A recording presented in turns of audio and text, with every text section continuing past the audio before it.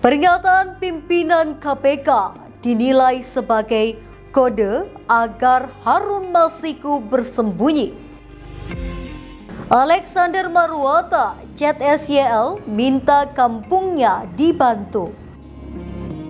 SYL akui istrinya terima puluhan juta dari Kementan untuk apa? KPK mulai usut korupsi di Kemensos terkait bansos di 2020. Vonis Media akan membahas sejumlah pemberitaan selama sepekan ini, di mana berita yang kami sajikan berskala lokal, nasional, dan internasional. Ulasan tentang persoalan hukum, peristiwa korupsi, pencucian uang, dan kriminal secara umum. Semua kita rangkum dalam program Delik, Deretan Lintas Hukum dan Kriminal.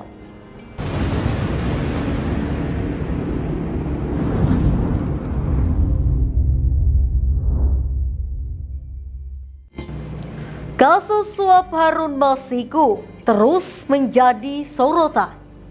Kali ini, Ketua Indonesia Memanggil atau IM 57+ Institute Muhammad Praswat Nugraha menilai pimpinan KPK tidak mau menangkap Harun Masiku. Menurut dia, Harun tidak akan ditangkap selama pimpinan KPK belum diganti. Mantan penyidik Komisi Pemberantasan Korupsi M. Praswat Nugraha menyebut pernyataan Wakil Ketua KPK Alexander Marwata seakan menjadi kode bagi ex-kader PDIP Harun Masiku agar menyembunyikan dirinya. Alex merupakan Wakil Ketua KPK yang menyebut penyidik mungkin sudah mengetahui keberadaan Harun yang saat ini buron dan berharap akan ditangkap dalam 7 hari.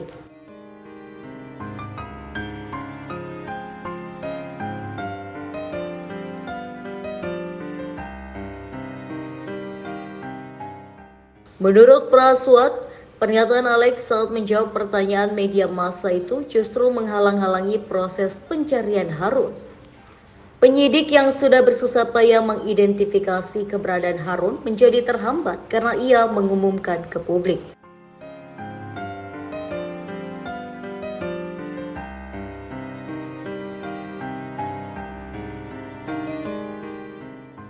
Ketua Indonesia Memanggil atau IM 57+ Institute Wadah mantan pegawai KPK itu menilai pimpinan KPK tidak mau menangkap Harun. Menurut dia, Harun tidak akan ditangkap selama pimpinan KPK belum diganti.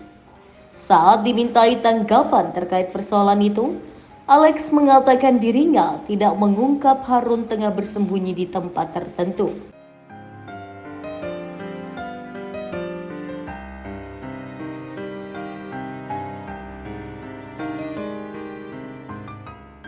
Sebagaimana diketahui, kasus suap Harun Masiku berawal saat tim KPK menggelar operasi tangkap tangan pada 8 Januari 2020. Dari hasil operasi, tim KPK menangkap 8 orang dan menetapkan 4 orang sebagai tersangka. Keempat tersangka adalah Wahyu Setiawan, ex-anggota Bawaslu Agustiani Tio Fridelina, kader PDIP Saiful Bahri, dan Harun Masiku. Namun saat itu Harun lolos dari penangkapan. Tim penyidik KPK terakhir kali mendeteksi keberadaan Harun di sekitar Perguruan Tinggi Ilmu Kepolisian atau PTIK Jakarta Selatan. Harun hingga kini masih berstatus buron dan masuk DPO. Harun diduga menyuap Wahyu dan Agustiani untuk memuluskan langkahnya menjadi anggota DPR melalui pergantian antar waktu atau PAW. Saat ini pencarian Harun Masiku sudah memasuki tahun keempat. Ada pimpinan lembaga penegak hukum dimanapun di seluruh dunia yang menyampaikan kepada khalayak umum, termasuk kepada si buronan itu sendiri, bahwa keberadaan buronan sudah dideteksi, keberadaan buronan sudah diketahui lokasinya, dan buronan tersebut akan segera ditangkap. Karena apa? Karena logikanya bahwa orang yang melakukan tindakan buron itu setiap harinya memantau dan mengkhawatirkan bahwa jangan sampai keberadaan dia diketahui oleh halayak umum, apalagi diketahui oleh lembaga penegak hukum yang sedang mencari di mana sebenarnya posisi dia berada. Itu yang pertama.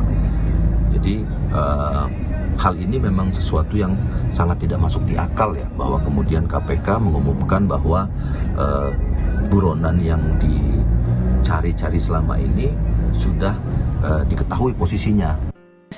Walaupun kemudian Pak Alex bilang semoga, ada kata semoga, tapi kan rentang waktunya sudah dibilang 1 minggu. Sekarang sudah 1 minggu tapi belum ada tanda-tanda bahwa Harun tertangkap. Apa tantangannya sebetulnya dihadapi oleh penyidik ini? Ya, terima kasih banyak. Jadi penyidik bekerja sesuai dengan timeline yang sudah direncanakan, sesuai kebutuhan untuk memperkuat perkara yang sedang ditangani. Sampai dengan saat ini sudah melakukan pemeriksaan terhadap 5 saksi, yaitu Simeon Petrus, Hugo Ganda, Melita Grave, Hasto Kristianto, dan hari ini juga turut serta diperiksa Kusnadi. Jadi tugas penyidik saat ini adalah menggali keterangan, termasuk mengklarifikasi alat bukti yang sudah dilakukan penyitaan, baik barang bukti elektronik maupun dokumen, kepada saksi-saksi yang dimintai keterangan tersebut. Jadi memang masih berproses. Kita tidak menarget waktu 1 minggu, tapi penyidik melakukan tindakan se-efektif dan se-efisien mungkin. Apabila itu lebih cepat lebih baik dan tidak ada hambatan dalam kegiatan ke depan, ya kita doakan saja semoga tidak dalam waktu lama ya. Tapi dengan catatan udah 4 tahun buron ditambah dengan sudah terlanjur bilang 1 minggu itu dan ternyata belum tertangkap juga, tantangannya apa yang dihadapi penyidik sebetulnya, Mas? Ya, kembali lagi untuk menemukan DPO ini tentunya bergantung pada situasi di lapangan maupun alat bukti yang dimiliki oleh penyidik, keterangan saksi. Kita tidak bisa serta-merta tiba-tiba memanggil saksi yang tidak berkait. Tentunya semua saksi yang terkait itu ada kaitannya sesuai dengan kebutuhan penyidik di perkara dimaksud, termasuk juga penyitaan barang bukti elektronik dan dokumen. Kalau sana itu ditanyakan kebutuhan penyidik dalam rangka pemenuhan tindak pidana yang sedang ditangani. Oke, karena ada kabar juga yang berembus bahwa si Harun Masiku ini berubah identitas sebagai seorang pengajar di sebuah pulau terluar begitu. Dari KPK juga membaca atau mengendus informasi ini? Ya, saya pikir saya tidak bisa bercerita terlalu banyak detail apa yang sudah dilakukan dan saat ini dilakukan oleh teman-teman penyidik, karena kita menghargai kerja teman-teman penyidik yang saat ini sedang berupaya untuk mencari keberadaan tersangka HM. Oke. Mas Prasad, saya ke Anda kalau begitu. Kita ingat, saya dan Anda juga pernah berdiskusikan soal ini juga begitu, dan mencurigai bahwa ini justru akan dimanfaatkan oleh buronan untuk kabur lebih jauh. Dengan termin sudah 1 minggu lewat dan belum tertangkap juga, analisis Anda bagaimana? Saya tertarik dengan kalimat terakhir Pak Jubir ya, bahwa kami tidak bisa memberitahu secara lebih detail karena akan mengganggu kinerja teman-teman penyidik di lapangan. Ini kan sebenarnya yang kita harapkan dari pimpinan. Jadi clear and clear banget kita, bahwa seluruh rangkaian 4 tahun pencarian Harun Masiku ini yang menghabiskan semua resource, mungkin saya nggak tahu 10 miliar, 100 miliar, mungkin selama 4 tahun kita keliling ke beberapa negara mencari Harun Masiku siang malam. Teman-teman di lapangan saya paham sekali, teman-teman penyidik saya kenal baik.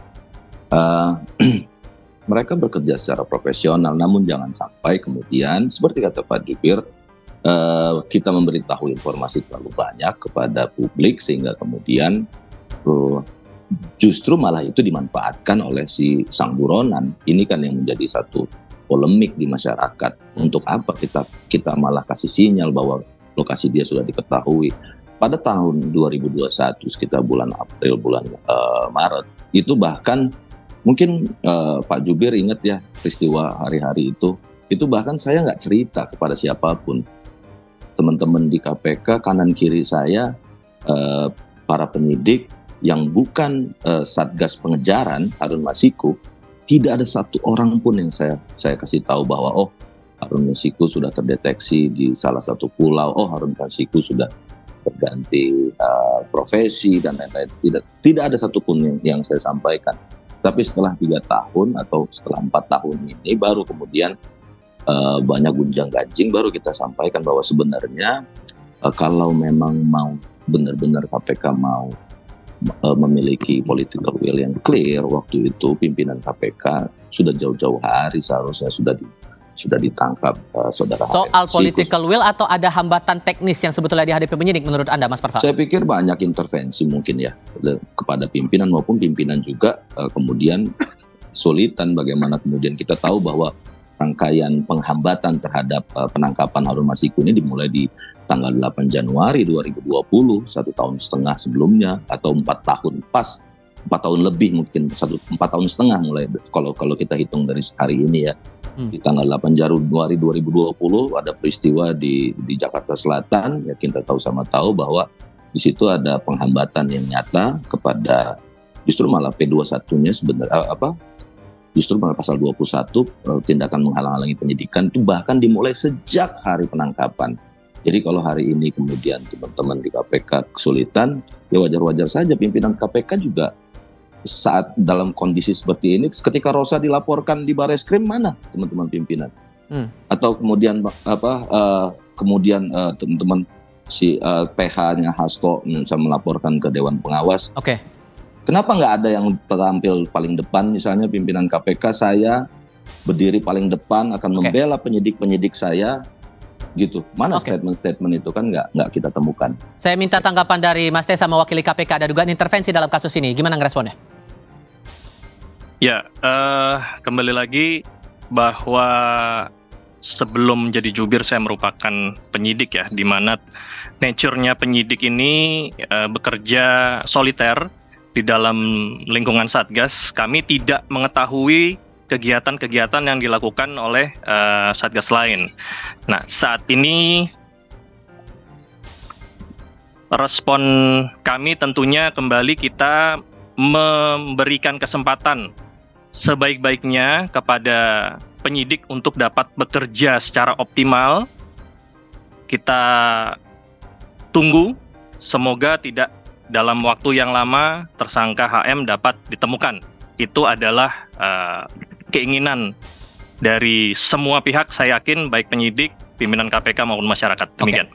Oke, ini proses masih panjang, apalagi statusnya masih berstatus sebagai buronan. Terungkap fakta baru di persidangan kasus korupsi mantan Menteri Pertanian Syahrul Yassin Limpo yang didakwa menerima gratifikasi dan pemerasan.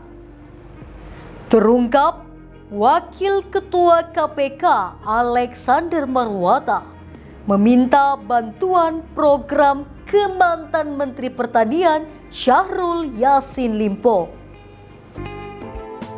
Sekjen Kementan Nonaktif Kasti Subagiono mengungkap percakapan atau chatting Wakil Ketua KPK Alexander Marwata meminta bantuan program ke mantan Menteri Pertanian Syahrul Yassin Limpo atau SYL. Kasdi mengatakan Alex juga meminta nomor ponsel Menteri Lingkungan Hidup dan Kehutanan atau LHK Siti Nurbaya ke SYL. Mulanya Ketua Majelis Hakim Rianto Adam Pontoh menanyakan ada atau tidaknya hubungan SYL dengan pimpinan KPK. Kasdi mengatakan ada chatting antara SYL dan Alexander Marwata. Kasdi mengatakan percakapan antara SYL dan Alex tak membahas pengusutan kasus gratifikasi dan pemerasan di Kementan. Dia mengatakan isi pesan itu adalah Alex meminta bantuan program ke SYL untuk kampungnya di Klaten, Jawa Tengah.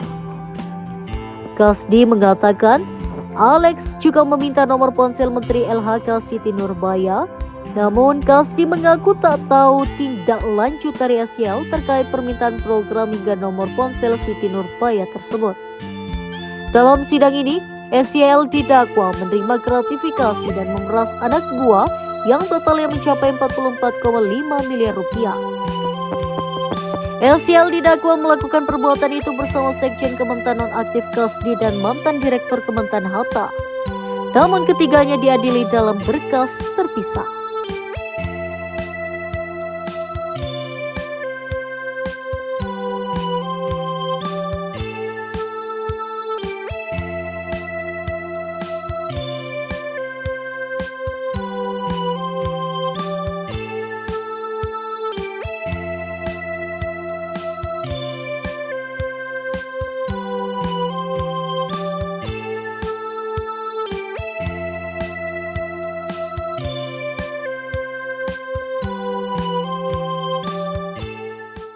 Kemudian perjalannya waktu gimana?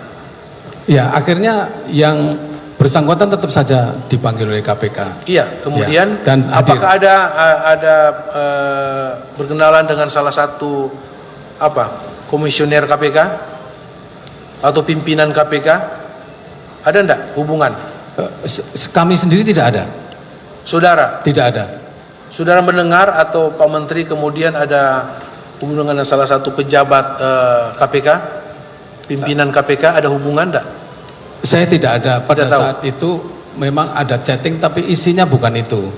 Ada chatting beliau disampaikan oleh penyidik kepada saya, ada di HP Pak Menteri ada chatting itu. Kemudian apa yang kalian pahami? Chatting antara siapa? Antara Pak Menteri dengan salah satu pimpinan KPK. Siapa namanya? Pada waktu itu adalah Pak Alex Marwata. Pak Alex Marwata. Iya. Pak Alex Marwata ada memang ya? Ada. Saya ditunjukkan chattingnya. Bukan untuk membicarakan ini. Tidak. Apakah ada hubungannya dengan tadi yang sudah katakan? Tidak. Ada Yang kami penyelidikan mengenai sharing yang ada di kementerian, bukan tidak, itu? tidak bicara itu masalah itu. apa? Jabatan? Di chattingnya itu, kalau saya tidak salah waktu itu ditunjukkan bahwa Pak Alex minta bantuan untuk kampungnya Klaten untuk didukung programnya Pak Menteri. Itu yang. minta yang, bantuan untuk iya, kampungnya. Untuk kampungnya Klaten. Apakah ditindaklanjuti oleh Menteri waktu itu? Saya tidak tahu. Sudah tidak tahu. Saya tidak tahu. Itu sudah penyelidikan ya? Sudah. Sudah penyelidikan. Ya. Sudah penyelidikan waktu itu ya? Mohon izin yang mulia, mohon izin. Ingat saya 2022 berarti sebelum penyelidikan. Sebelum penyelidikan. Iya. Itu permintaan dari Iya. siapa namanya? Pak Alex. Pak Alex Marwata. Iya. Untuk tolong dibantu kampungnya Iya. Klaten Iya. untuk Diberikan program. ya dari Kemudian kementerian. Pak Alex menanyakan juga nomornya Ibu Siti Nurbaya. Itu yang saya tahu dari chattingnya. Kemudian apa? Nomor HP-nya Menteri LHK. Pak Alex menanyakan ke beliau, ke Pak Menteri untuk minta nomornya Ibu Siti. Kasus dugaan gratifikasi dan pemerasan ex-Menteri Pertanian Syahrul Yassin Limpo juga menyeret istrinya yang diduga menerima puluhan juta dari Kementan. Ex-Menteri Pertanian Syahrul Yassin Limpo atau SYL membantah telah memerintahkan ex-Sekretaris Jenderal Kementerian Pertanian atau Kementan Kasdi Subagiono untuk mengumpulkan uang dari pegawai Kementan demi kepentingan operasional menteri. Hal ini disampaikan SYL saat diperiksa sebagai terdakwa kasus dugaan gratifikasi dan pemerasan di lingkungan Kementan Senin 24 Juni 2024. Hakim Rianto Adam Ponto pun bertanya kembali soal ada atau tidaknya tugas khusus dari SYL kepada Kasdi agar menggalang dana untuk keperluan pribadi SYL. SYL pun menegaskan bahwa ia baru mendengar adanya pengumpulan dana tersebut. SYL juga menyanjung Kasdi sebagai sosok yang taat terhadap aturan sehingga mustahil untuk mengumpulkan uang demi kepentingannya.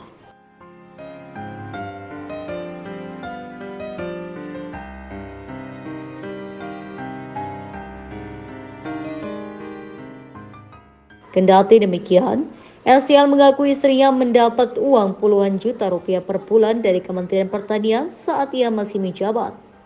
Dia menyebut uang itu sesuai dengan protokol dan resmi untuk digunakan sebagai keperluan rumah tangga menteri. Yang Mulia, itu uang rumah tangga, kemudian uang dharma wanita.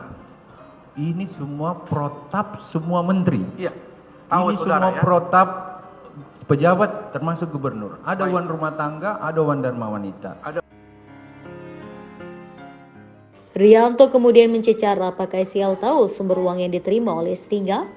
Dalam perkara ini, Jaksa Penuntut Umum atau JPU Komisi Pemberantasan Korupsi atau KPK menduga SYL menerima uang sebesar 44,5 miliar rupiah hasil memeras anak buah dan direktorat di Kementan untuk kepentingan pribadi dan keluarga. Pemerasan ini disebut dilakukan SYL dengan memerintahkan Muhammad Hatta, Kasdi Subakyono, staf khusus bidang kebijakan Iman Mujahidin Fahmid dan ajudannya Panji Harjanto. Atas perbuatannya, SYL dan anak buahnya didakwa melanggar pasal 12 huruf E dan pasal 12 huruf B Jangto, pasal 18 Undang-Undang Republik Indonesia nomor 31 tahun 1999 tentang pemberantasan tindak pidana korupsi Jangto, pasal 55 ayat 1 ke 1 Kitab Undang-Undang Hukum Pidana atau KUHP, Jangto, pasal 64 ayat 1 KUHP. Apakah saudara tahu bahwa ya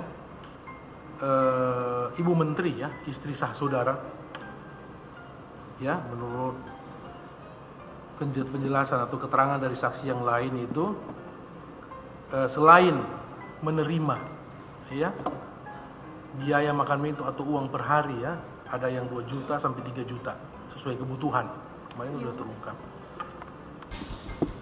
Ibu Menteri, ya, dalam hal ini istri saudara juga ada menerima uang bulanan, tahu enggak saudara? Yang Mulia, itu uang rumah tangga, kemudian uang dharma wanita. Ini semua protap semua menteri. Iya. Tahu ini saudara, semua ya? protap pejabat termasuk gubernur. Ada Baik. uang rumah tangga, ada uang dharma wanita. Ada uang dharma. Jadi Iya. menurut saudara uang Istri yang saya mendampingi Ibu Presiden kemana-mana dan Baik. mempersiapkan acaranya. Jadi saudara mengetahui bahwa istri saudara, ya, atau Ibu Menteri menerima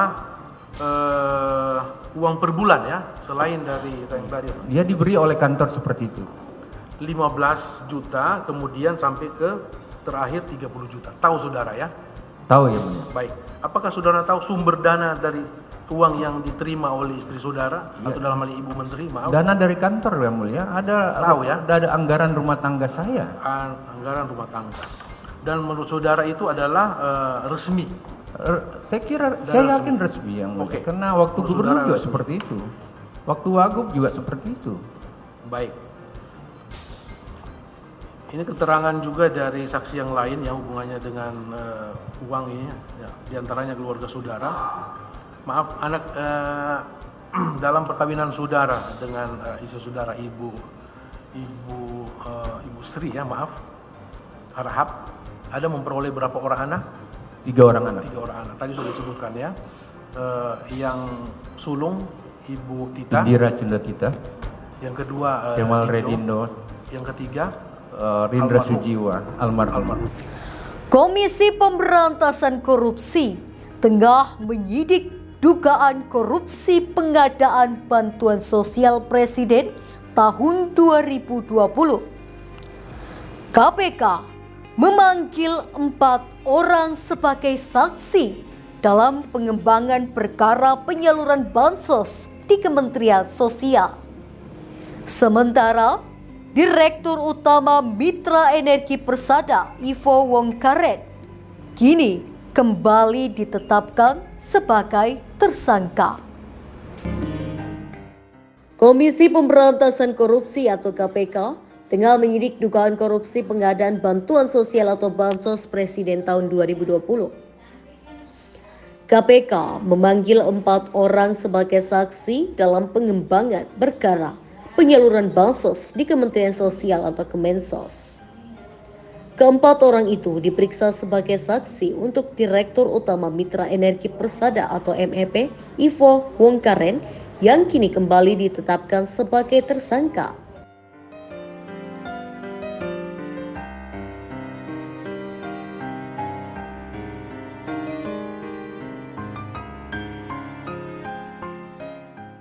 Tessa mengatakan saat ini Kasus tersebut tengah dikembangkan penyidikannya. Tim penyidik mengusut adanya dugaan korupsi pengadaan bansos presiden saat penanganan COVID-19 di wilayah Jabodetabek pada tahun 2020.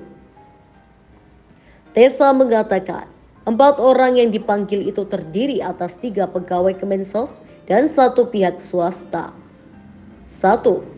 Iskandar Zulkarnain, PNS pada Kementerian Sosial Republik Indonesia. 2. Rizky Maulana, Kasubag Kepegawaian Sekretariat Ditjen Perlindungan dan Jaminan Sosial Kementerian Sosial Republik Indonesia. 3. Victoria Saud Hamonangan, KA Subdit Penanganan Bencana Sosial dan Politik, Dit Perlindungan Sosial Korban Bencana Sosial atau Ditpes KBS, Kementerian Sosial Republik Indonesia. 4. Anang Kurniawan, Sales Manager CP Pacific Harvest. Kasus ini merupakan pengembangan dari kasus korupsi bansos beras yang membuat Direktur PT Bandagara Reksa atau BGR Kuncoro Wibowo divonis 6 tahun penjara. Majelis Hakim Pengadilan Tipikor Jakarta mengetuk putusan pada Senin 10 Juni lalu. Kuncoro dinilai tidak mendukung program pemerintah dalam mewujudkan pemerintahan yang bersih dari korupsi, kolusi, dan nepotisme. Perbuatan korupsi yang dilakukan selama periode pandemi COVID-19 juga menjadi pertimbangan memberatkan. Kuncoro juga dihukum membayar denda 1 miliar rupiah. Apabila denda tak dibayar, diganti dengan pidana penjara selama 12 bulan. Hakim juga membacakan vonis untuk 5 terdakwa lain dalam kasus dugaan korupsi bansos beras di Kemensos tahun 2020 hingga 2021 ini. 5 terdakwa itu adalah Budi Susanto, selaku Direktur Komersil PT Bandagara Reksa, April Kurniawan, selaku Vice President Operation and Support PT Bandagara Reksa. Kemudian, Ivo Wongkaren selaku Direktur Utama Mitra Energi Persada atau MEP, sekaligus Ketua Tim Penasihat PT Primalayan Teknologi Persada atau PTP. Lalu, Roni Ramdhani selaku Tim Penasihat PT PTP dan General Manager PT PTP, serta Rikat Cahyanto selaku Direktur PT Envio Global Persada atau IGP. Komisi Pemberantasan Korupsi atau KPK mengungkap awal mula dugaan korupsi bansos presiden terungkap. Cerita terkuaknya kasus korupsi ini disampaikan juru bicara KPK, Tessa Mahardika Sugiarto di Gedung KPK Jakarta pada Rabu 26 Juni 2024. Tessa mengatakan kasus korupsi bansos presiden pertama kali ditemukan ketika penyidik memilah barang bukti terkait operasi tangkap tangan pejabat Kemensos pada 2020 lalu.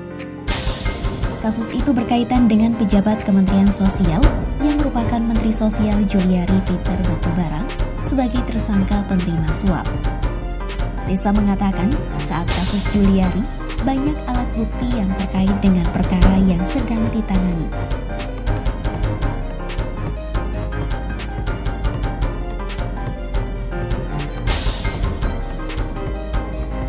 Barang bukti yang menyangkut perkara bansos itu juga berbeda dengan perkara suap Juliari.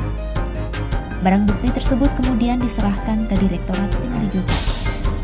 Selanjutnya, KPK mencari peristiwa pidana dalam pengadaan bansos presiden.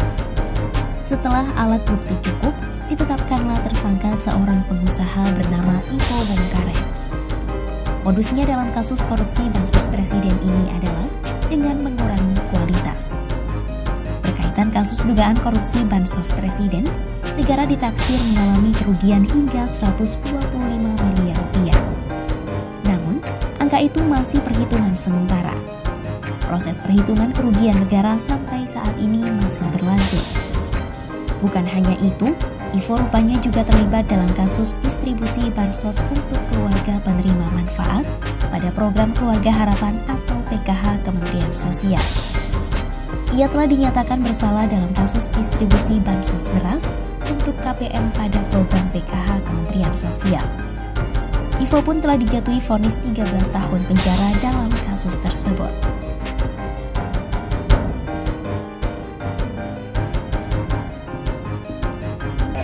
Itu tadi informasi penting dan menarik selama sepekan dalam program Delik, Deretan Lintas Hukum dan Kriminal.